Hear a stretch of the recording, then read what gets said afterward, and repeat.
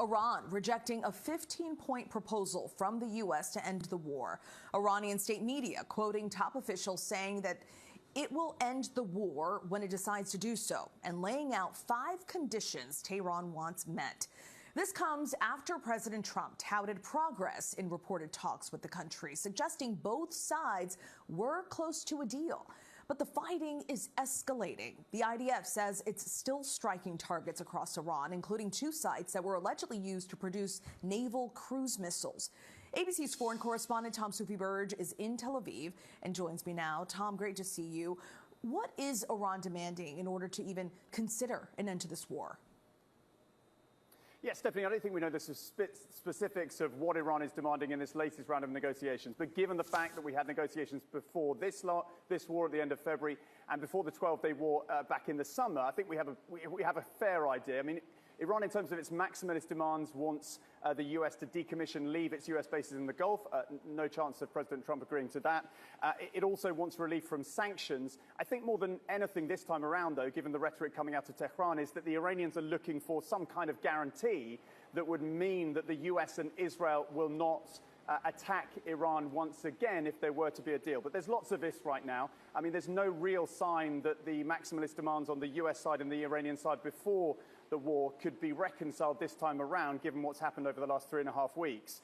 And there's a lot of confusion. I mean, if you take the Iranian position today, on Iranian state TV, an Iranian official is quoted rejecting this 15-point plan that, according to 2 U.S. officials, the U.S. administration has passed to the Iranians via the Pakistanis, who are acting as mediators. But at the same time, we had the spokesperson for the Iranian Foreign Ministry going on Indian TV, saying that talks aren't happening at all, and that U.S. diplomacy can't be trusted.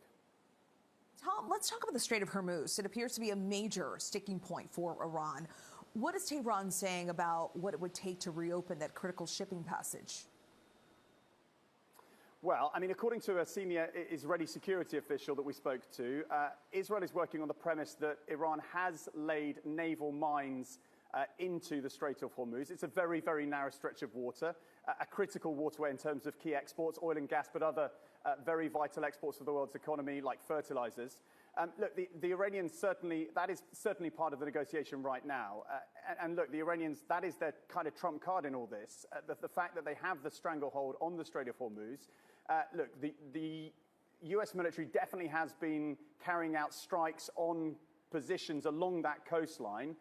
And we, on a briefing today, spoke to the IDF and challenged them on to what extent those operations have been completed to diminish Iran's capabilities to fire at vessels if there was going to be any kind of push by the US and its allies to try and get vessels through that strait. But look, I think what the senior Israeli security official was emphasizing to us is that you don't need much military capability to effectively hold the world's economy to ransom by basically holding that strait. A few naval mines in the water can cause absolute havoc to ships.